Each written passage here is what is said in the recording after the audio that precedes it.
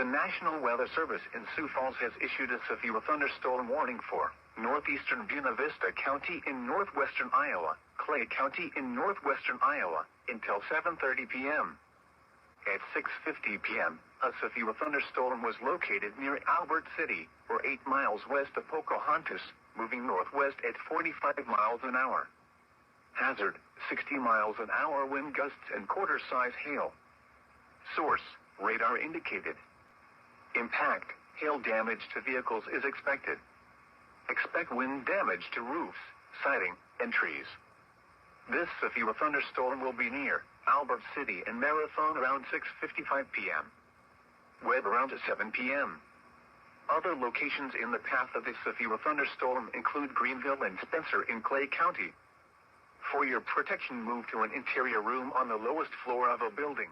Repeating, a severe thunderstorm warning has been issued until 7:30 p.m. for the following counties in Iowa, Clay and Buena Vista.